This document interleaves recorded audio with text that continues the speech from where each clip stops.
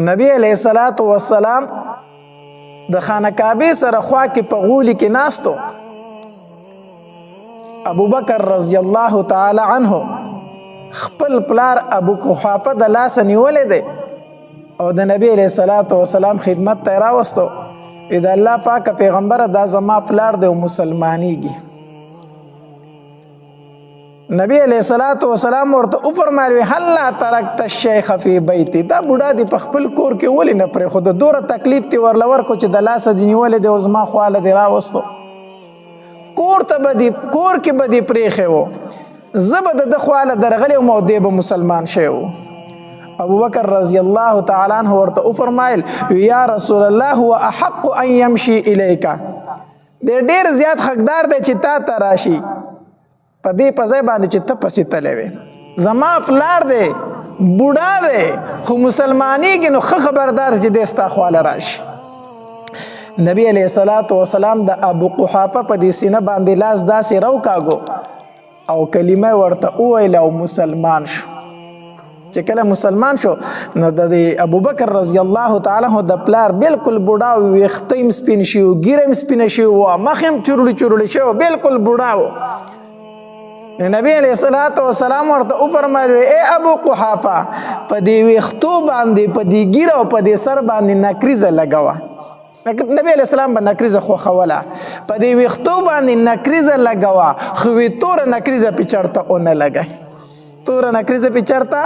ونه لګئ، ځکه چې ویښته د بوډاوالي د وجې نه سپین شي که نه بیا پې تور رنګ یا توره نکریزه لګول جایز نه دي. بل رنگ ورکولی شي خو سپینو ویښتو ته تور رنگ ورکول دا جایزو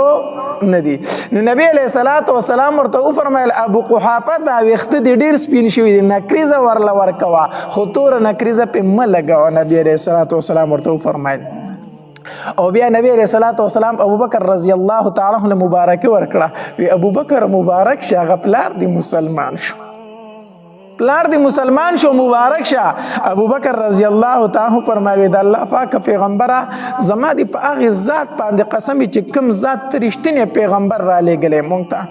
یقینا زه د خپل پلار په اسلام ډیر زیات خوشاله یم، ډیر زیات خوشاله یم، ځکه زما د پلار په مسلمانېدو باندې زما سترګې یخې شوې، زما زړه ته سکون را ورسېدو چې زه پلار خو مې د اور د جهنم نه بچ شو که نه. خو د الله پاکه پیغمبره وی کو چېرته ابو طالب مسلمان شوی وی ستا تره که نه په هغې به زه د دې نه زیات خوشحاله شوی وم.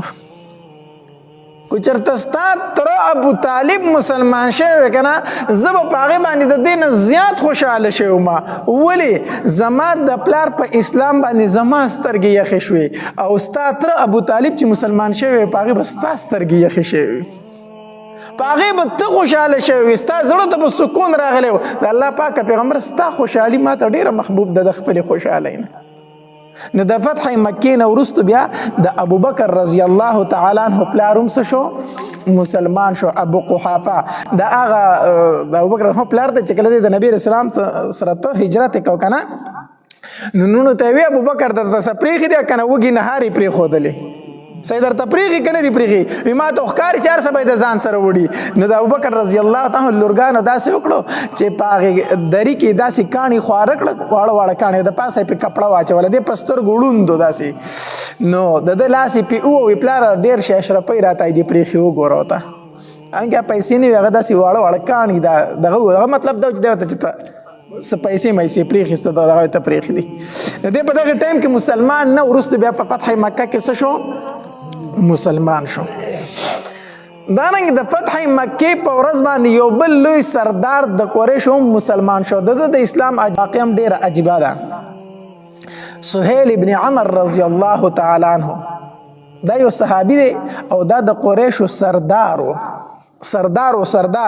او د ډېر زیات هوښیار و، خبرې به هم ډېرې بلیغ او فصیح صفا خبرې به یې کولې،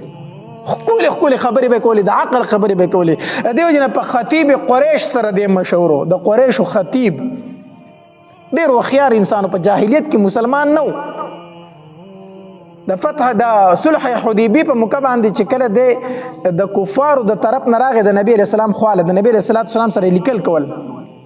د صلح حدیبیه په موقع باندې. نو چې کله نبی علیہ السلام دې ولید کنه نو صحابه کرامو ته وفرمایل ستاسو معامله اوس اسانه شوه، ستاسو معامله اوس شوله اسانه شوه، ځکه سهیل ابن عمر راغی، دا وخیار سړی دی، د په خبره باندې پوهیږي، دا نور کافر خو په خبره هم نه پوهیږي، نو دی چې راغی دا ډیر وخیار دی، ستاسو معامله اسانه شوه. نو د فتح مکې په ورځ باندې د خپل زوی عبدالله د نبی علیه الصلاة والسلام خواله راولېږو، وی د دغې پیغمبر نه ماله ته پناه واخله، دا زوی مسلمان شوی عبدالله، وی ته د دغې پیغمبر نه ماله پناه وغواړه چې ما ته څه نه وایي. عبدالله چې راغی نو نبی علیه الصلاة والسلام ته یې وفرمایل وی د الله پاکه پیغمبر زما پلار سهیل ابن عمر پناه غواړي. نبی علیه الصلاة والسلام وفرمایل وی ما دله پناه ورکړې ده، نو ورته پناه ورکړې ده، ده ته ما پناه ورکړه. او بیا صحابه کرامو ته یې وفرمایل هلکه ګورئ سهیل ابن عمر ته به تاسو په ناکار نظر سره نه ګورئ، ده ته به بد نه ګورئ، ځکه هغه ډېر هوښیار سړی دی، هغه ډېر عقلمند سړی دی، هغه ډېر زر خبره نوټ کوي، هغه ته به بد نه ګورئ. او د ده د عقل به انشاءالله د یو ځل د اسلام لراولي، یو ځل به د اسلام لراولي، خیر دی که اوس مسلمان شوی نه دی. دی په دغه موقع باندې مسلمان نه شو، دی بیا په غزوه حنین کې مسلمان شو، غزوه حنین کې بیا مسلمان شو، په دغه موقع دی مسلمان نه شو، خو نبی علیه الصلاة والسلام نه پناه وغوښتله، بیا په غزوه حنین کې مسلمان شو. یو ځل د عمر رضی الله تعالی عنہ دور خلافت هغه امیر المؤمنین و، نو خلک ورسره میلاوېدو، په یو ورځ باندې ګڼه ډېره خلک ورته په دروازه کې ولاړو، نو د مکې لوی لوی سرداران هم ولاړو، دا سهیل ابن عمر په خپل هم ولاړو، او دغه رنګې صهیب رضی الله تعالی بلال رضی الله تعالی دا غریب صحابه کرام هم ولاړو، دوی هم ولاړو. نو عمر رضی الله تعالی د دننه نه خپل نوکر راولېږو، وی بلال او صهیب او دغه شانتې نور کم بدري صحابه کرام چې دي هغوی ته وایي چې دننه راځئ، دننه ملاقات لا راشئ. نو صهیب رضی الله تعالی او بلال رضی الله چې دننه ننوتل کنه، نو ابو سفیان رضی الله تعالی هم په ور کې ولاړو، دی مسلمان شوی خو په دروازه کې ولاړو، او دا سهیل ابن عمر هم ولاړو، نور قریش هم سرداران ولاړو. د ابو سفیان رضی الله تعالی یو خبر او کړه، وی دا خصوصا نن ډیر عجیبه غونته منظر نه ما، عجیبه غونته کاری نه ما، هغه صهیب او هغه بلال او کم چې غلامان دي هغه دننه کړی شو، او د مکې سرداران چې هغه په ور کې انتظار کوي ولاړ دي، دا خو عجیبه غونته کې خبره ده. نو دې سهیل ابن عمر ورته یو خبره وکړه، وی ای ابو سفیانه، ای د مکې سردارانو واوره یو خبره، وی زه چې تاسو ته ګورم ستاسو په مخ باندې ډېره غصه دی، ما ته پته ده چې تاسو غصه ولاړ یئ چې دا عمر څه کوي، غریب صحابه مخکې کوي او سرداران پرېږدي، وی زه ستاسو په مخ باندې یو غصه ما ته ښکاري اینما، خو یو خبره واورئ، وی د دین اسلام دعوت په ما باندې هم پیښ شو، په تاسو هم پیښ شو، په دې غریبو صحابه کرامو هم څه شو پیښ شو، د دین اسلام دعوت مونږ ټولو ته پیش کړی شو. نو دې خلکو ورمنډه کړه دوی اسلام راوړو، ما او تاسو د دې پیغمبر جګړو ته مټې ووالې، مونږ هغه دعوت رد کو، مونږ جګړې شروع کړې، او دې غریبو صحابه کرامو څه وکړل، داري کې هغه دعوت قبول کو. وی قسم په الله کم شرافت چې دغه صحابه کرامو ته نصیب شوی دی کنه، هغې نه مونږ محرومه پاتې شوي یو، مونږ اسلام په اول وخت کې رد کړو، دوی قبول کړی، دوی د نبی علیہ السلام په مرګتیا کې جنګېدلي، مونږ د نبی علیہ السلام خلاف جنګېدلي یو، مونږ د نبی علیہ السلام خلاف جنګېدلي یو. نو داسې خبره ده چې تاسو په دې باندې خفه کېږئ ما، ها وی دغه شرافت مونږ نه دغه نه مونږ محرومه پاتې شو یو، یوه طریقه ده چې دغه شرافت او دغه فضیلت مونږ دوباره حاصل کو. وی څنګه به حاصلو چې مونږ د الله په لار کې جهاد وکړو، بس د الله په لار کې جهاد وکړو، شهیدان شو، دا خبره وکړله، او د دغه ځای نه روان شو، خپل تقریر چې ختم کو، د دغه ځای نه روان شو، وی قسم په الله زه خو به د الله په لار کې جهاد کوم تر هغې پورې چې تر څو پورې شهید شوی نه. روان شو سره د خپل اهل و عیال او جهاد له ووتو.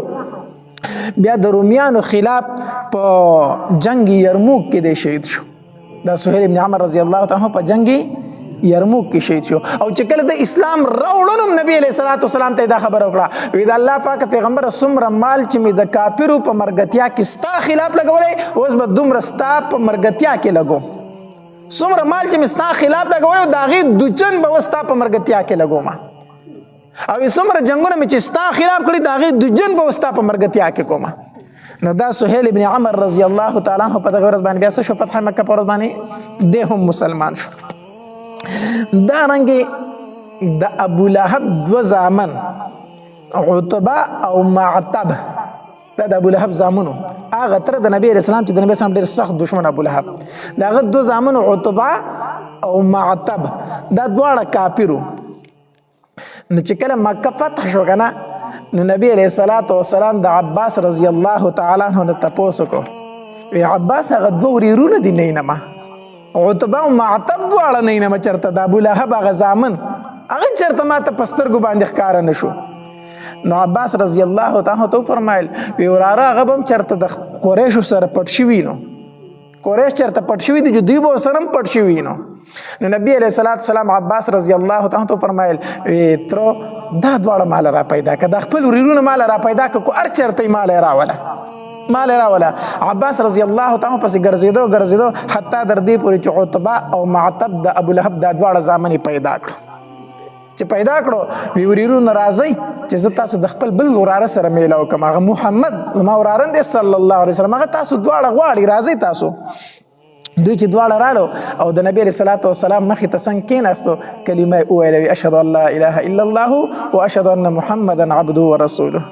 نبی علیه السلام ورته کلمه وویله او دوی کلمه وویله. بیا نبی علیه السلام دا یو په یو لاس کې ونیوه او دا بل په بل لاس کې ونیوه داسې د لاسونو نه یې ونیول او د خانه کعبې د دروازې دا درشل نه ده ملتزم چې ورته ویلی شي.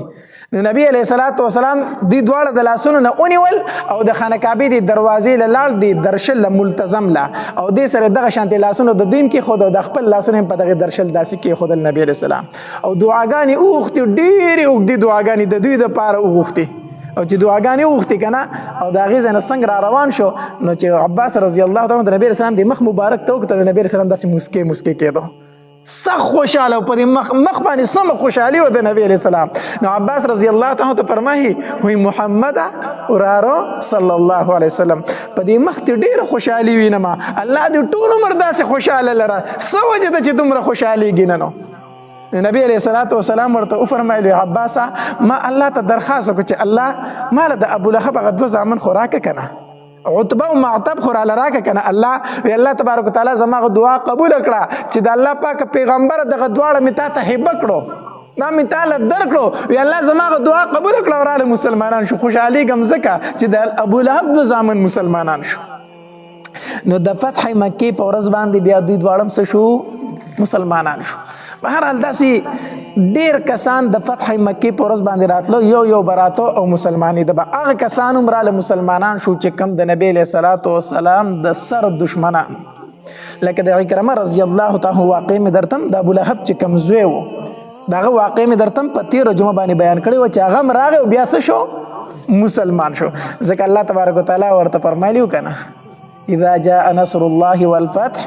چې کله فتح راشي که نه نو ورأیت الناس یدخلون فی دین الله افواجا خلک به په دین اسلام کې بیا څه داخلېږي ډلې داخلېږي نو هغه خلک چې د نبی علیه السلام د سر دشمنانو هغه هم راتله په دین اسلام کې بیا داخلېدل او ننوتل.